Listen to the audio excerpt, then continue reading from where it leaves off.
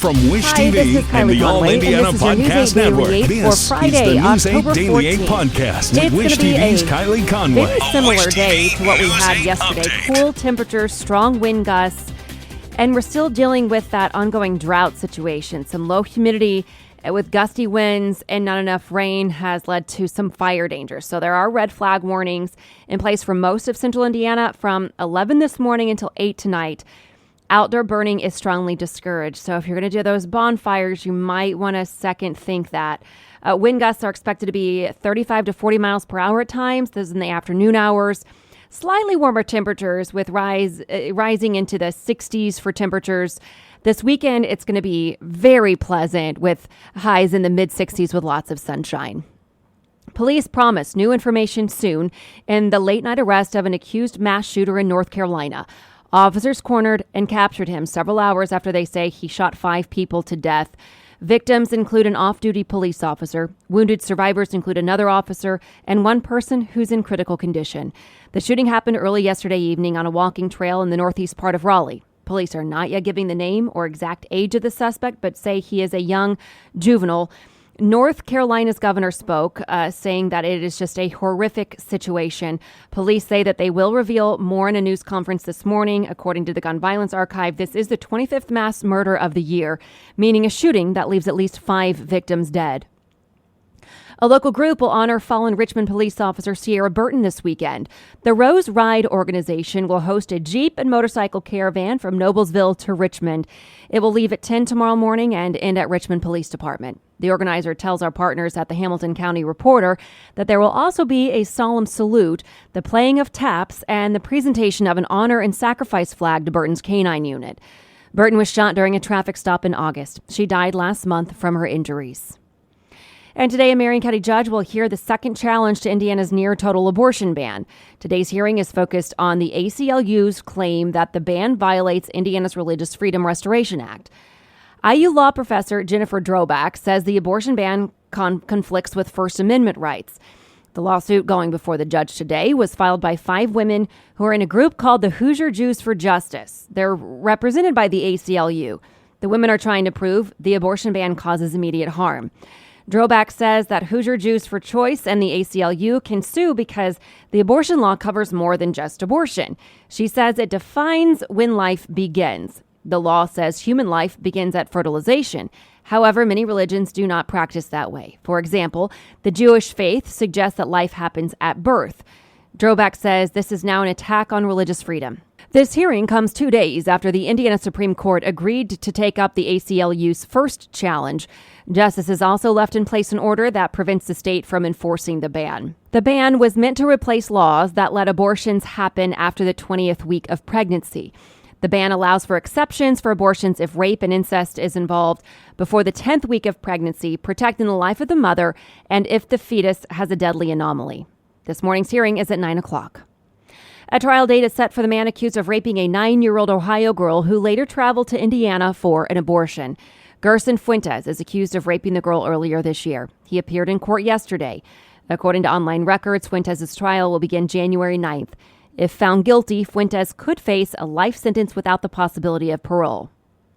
And from I-Team 8, formal charges are filed in the deadly stabbing of a Purdue student. His roommate could get 60 years. G-Man Shaw is in the Tippecanoe County Jail, held without bond. He pleaded not guilty yesterday in the murder of Varun Cheda. Prosecutors say Shaw stabbed Cheda several times in their dorm room, then called 911 to report it. Investigators haven't revealed a motive. Shaw has made a vague claim of blackmail. He's scheduled to be back in court in December. The January 6th panel is now awaiting former President Donald Trump's decision on whether to testify on efforts to overturn the 2020 election. Lawmakers voted unanimously to subpoena him yesterday. Trump blasted the panel on a social media platform for not asking him earlier, but didn't say if he would actually testify. The subpoena came after the panel showed vivid new video of what happened behind the scenes of the insurrection. It showed lawmakers fleeing and transforming a nearby military base into a command center. There, House Speaker Nancy Pelosi called the Virginia governor and former Vice President Mike Pence. The committee also shared never-before-seen messages from the Secret Service. It warned in a December 26th email that the Proud Boys plan to outnumber police on January 6th. And one day after that committee's vote, Committee Vice Chair Liz Cheney will be in Indiana today. Cheney is set to speak at Notre Dame. Her lecture is titled Saving Democracy by Revering the Constitution. The university says the event is open to current students, staff, and alumni. Today's event starts at 2:30 this afternoon at Washington Hall. City leaders pledged to work closely with clients of the Indianapolis Housing Agency after a ransomware attack.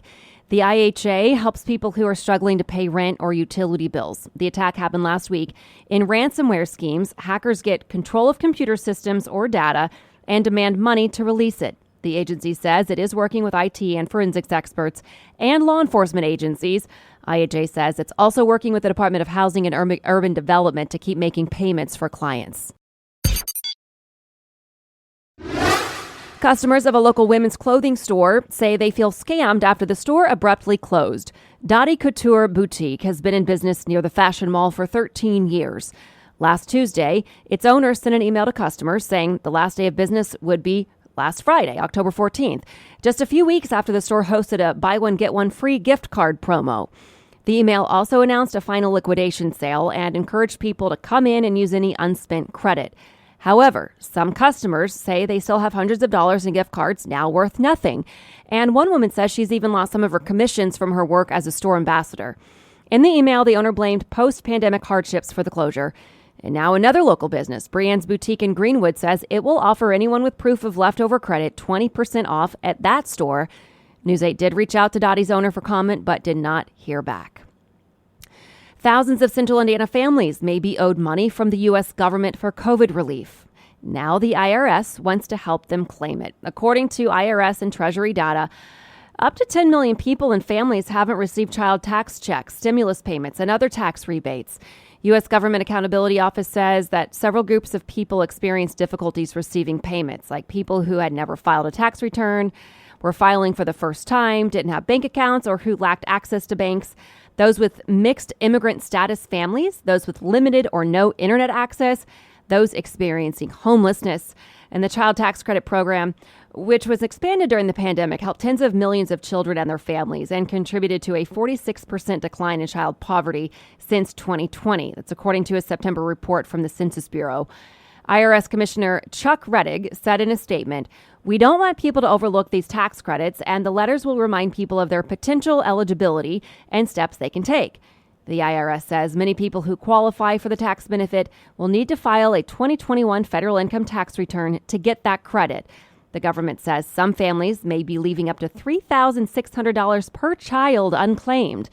The IRS is sending letters in the mail outlining eligibility requirements for that tax credit, the earned income tax credit, and others. It will be printed in both English and Spanish.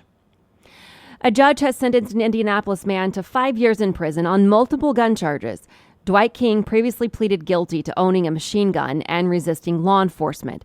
According to the Marion County Prosecutor's Office, King used 3D printed Glock switches to turn semi-automatic handguns into fully automatic machine guns. It says the devices are roughly the size of a bottle cap and can be printed in less than 20 minutes. And this morning, a school in Lake County is going virtual following a teacher's arrest. Police say the teacher admitted to making a kill list. East Chicago police arrested Angelica Carrasquillo Torres yesterday. Police say a fifth grade student at St. Stanislaus School told a counselor that Carrasquillo Torres made comments about killing herself, students, and staff. Police say that she told the student she had a kill list and the student was at the bottom of it. The school posted a statement on social media saying it will be an e-learning day today and that resources will be available to support students.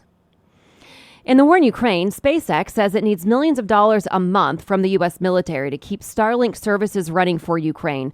The company has sent some 20,000 Starlink terminals to Ukraine since the start of the war. They give the military a vital way to communicate, even when attacks take out cellular networks and ground-based internet services. According to a new report from CNN, SpaceX claims it cannot continue the service without the government covering costs that could run into the hundreds of millions of dollars over the next year. The ACT says classroom changes prompted by the pandemic have driven scores of the standardized tests lower. Average ACT results are the lowest they've been in more than 30 years. A spokesperson for the ACT says many students were dealing with remote learning through all or parts of their sophomore, junior, and senior years. The number of students taking the ACT has also dropped 30% since 2018, as more high school graduates have decided not to go to college or put off enrolling. A new mural honoring Madam C.J. Walker is now on full display. The unveiling happened last night at the Pathways to Peace Garden at Synod Avenue and Indiana Avenue.